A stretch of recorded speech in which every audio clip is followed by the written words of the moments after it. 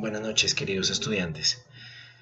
Quería realizar este pequeño material para podernos adelantar un poco en nuestros temas de la asignatura y quiero conversar con ustedes un poquito sobre lo que es la intervención psicológica. Lo primero que hay que entender sobre la intervención psicológica es que suponemos que la conducta de una persona puede cambiar, bien sea por autocontrol, porque la persona decide cómo regularse, aprenda a respirar mejor, se impide a sí misma pensar en ciertas cosas, porque la persona practique algunas habilidades o simplemente porque la persona tenga una fuerza de voluntad muy férrea, ¿sí? Son como los grandes supuestos que tenemos allí. ¿Con qué cosas trabajamos cuando hacemos la intervención psicológica? Intentamos modificar el pensamiento, la emoción y la conducta como procesos directamente relacionados con lo psicológico, pero también intentamos hacer alguna modificación sobre los procesos biológicos o sobre los procesos ambientales. Una cuestión que hay que considerar o tener en cuenta es que Bandura ya nos decía en su teoría que existe un principio que él denominaba el determinismo recíproco, es decir, que el ambiente afecta al individuo y el individuo a la vez afecta al ambiente. De ahí que sea muy importante algo que hemos mencionado en clase y es qué tanto nosotros sí conocemos a profundidad el ambiente en el que vive nuestro consultante. Debemos tener en cuenta también que existen unos niveles en los que se trabaja, que se denominan normalmente la promoción, prevención y el tratamiento en sí. Hay al menos un par de modelos. Uno que probablemente ustedes hayan escuchado en otros contextos o en otras clases tiene que ver con lo que se denomina la prevención primaria, secundaria y terciaria. La prevención primaria se hace cuando estamos abordando una situación de riesgo o un problema de salud antes de que incluso se haya manifestado. ¿Sí? Cuando empezamos a hablar con los niños sobre conducta sexual, sobre el tema del uso de las sustancias psicoactivas. La secundaria se da cuando establecemos que ya un problema ocurre, es decir, una persona ya tiene una dependencia química, por seguir con mi ejemplo de los psicoactivos, y ahí ya empezamos a trabajar con esa persona. Y lo otro es el nivel terciario. En el nivel terciario se trabaja con una problemática cuando ya ha ocurrido y de hecho ha pasado un tiempo desde que ocurre. Y viene a ser como más una especie de, aunque se denomina prevención, pues realmente es más un esquema de rehabilitación, ¿no? Prácticamente. Otra visión que a mí me gusta mucho y es un poquito más contemporánea, nos dice que es importante dividir la intervención o las acciones de prevención en acciones universales, acciones selectivas y acciones de tipo indicado. Las acciones universales nos van a servir para poder darle información y trabajar con la comunidad en su conjunto, con toda la gente que pertenezca a una comunidad.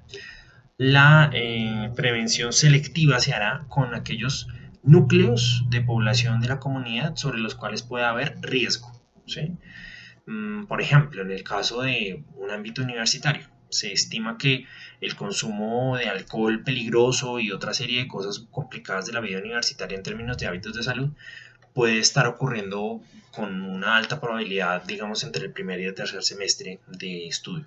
Entonces, una acción o un tipo de prevención selectiva estaría enfocada a las personas que están en ese rango.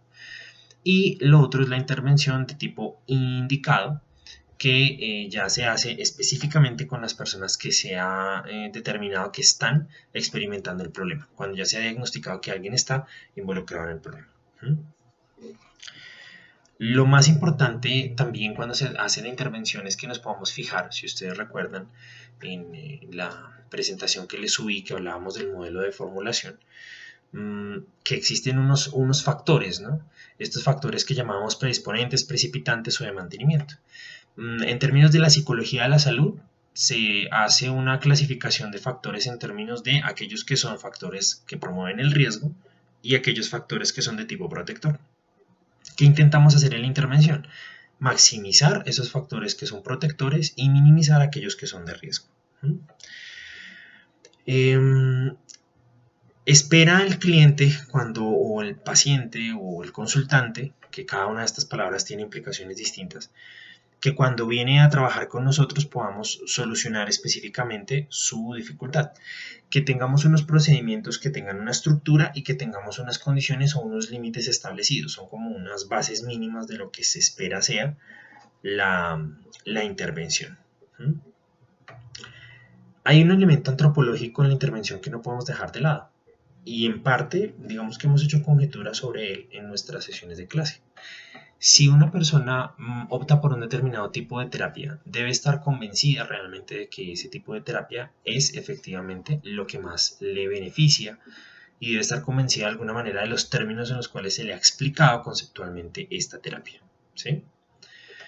Cuando esto no ocurre, si la persona no tiene fe en el mito y fe en el ritual, ¿sí? No tiene confianza en que se puede producir una curación gracias a los términos y a los conceptos manejados en la teoría, y además no tiene una confianza en que se puede producir una curación a través de las técnicas que se van a poner en juego, pues simplemente la curación no va a ocurrir, ¿sí? En buena parte ocurre porque las personas confían, ¿sí?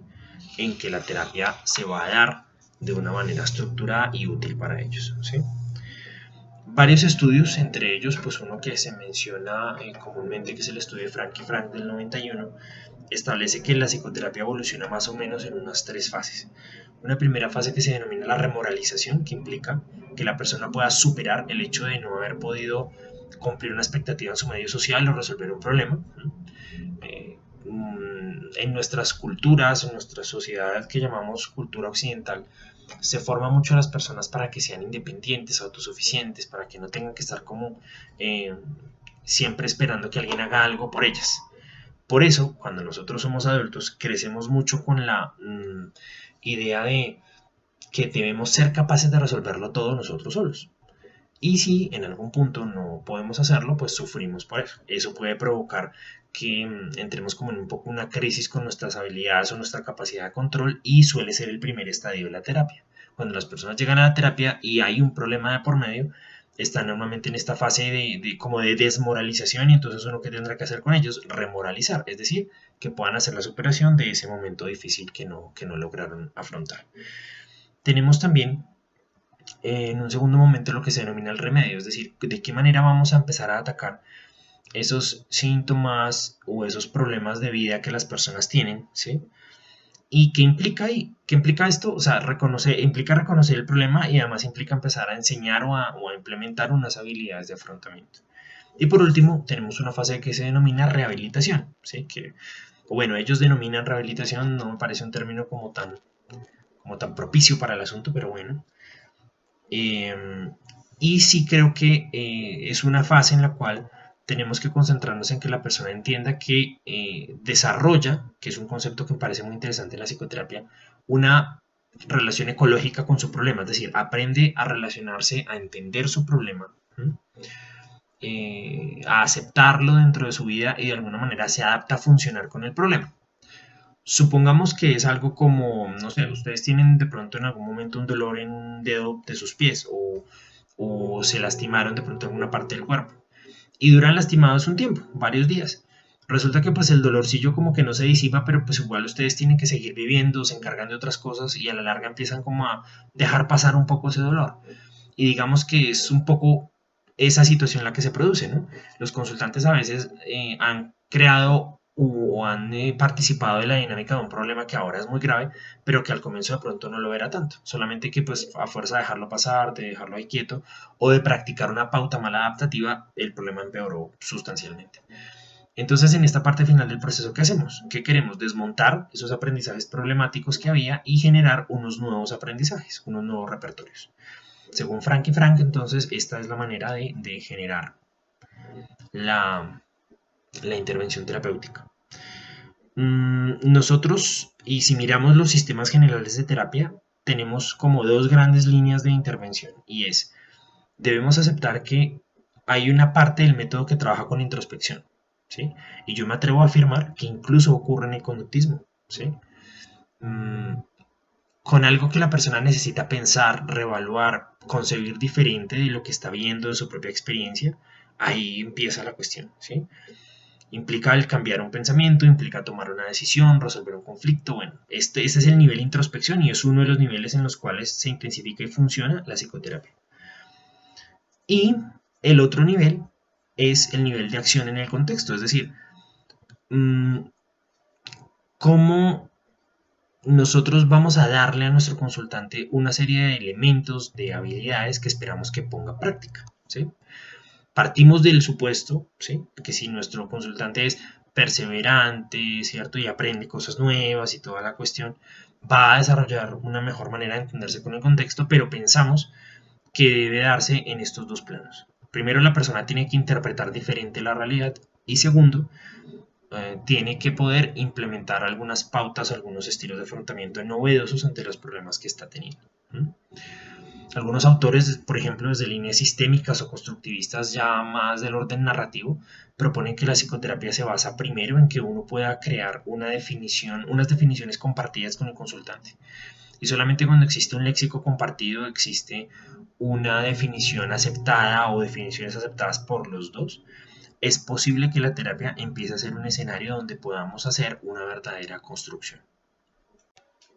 Será importante que podamos entender la intervención desde cada uno de los marcos epistemológicos en los que nos vamos a situar, ¿verdad?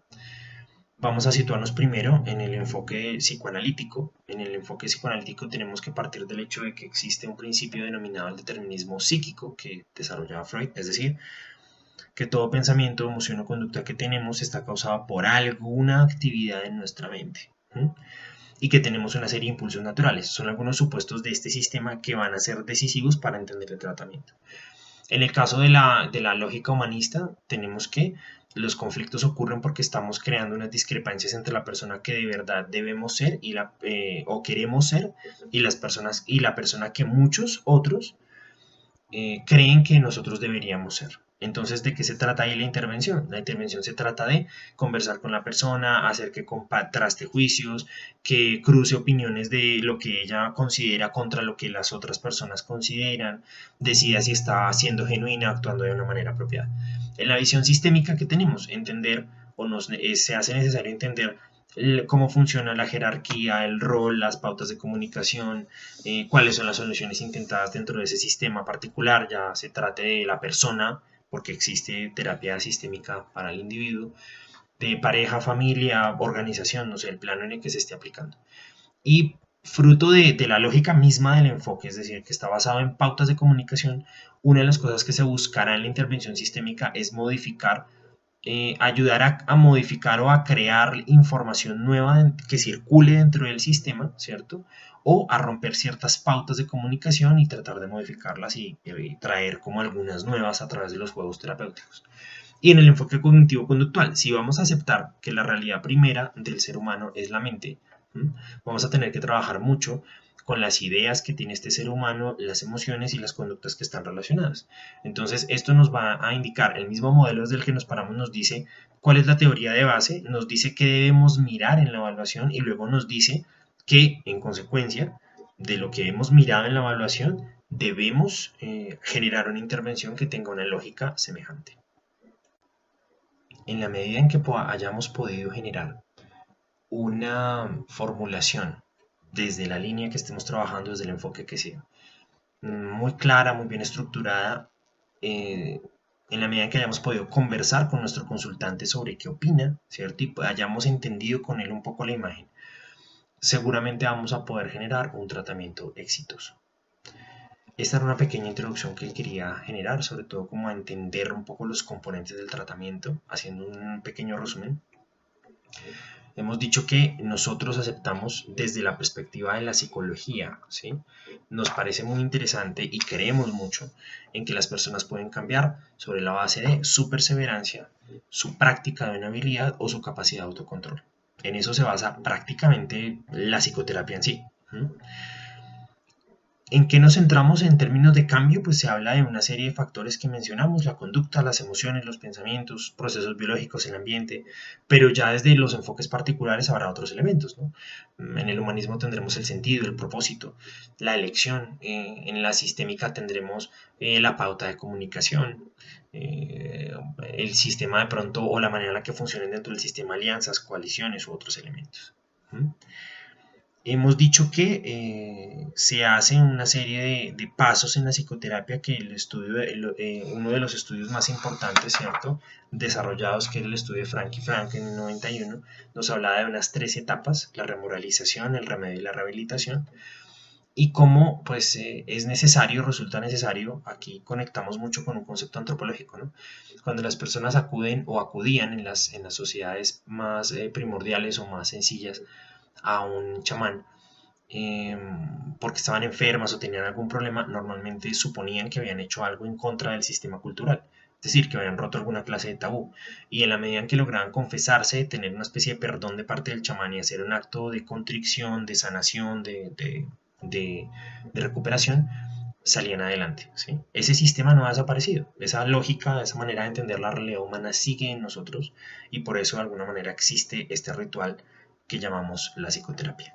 Es necesario que la psicoterapia, como mito, como sistema de creencias, sea creído y el consultante lo entienda y lo comparta con nosotros, y además que crea entonces, derivado de su afirmación sobre el mito, que el ritual, que todas las técnicas que vamos a poner en juego van a estar realmente a su favor y le van a permitir resolver su problema.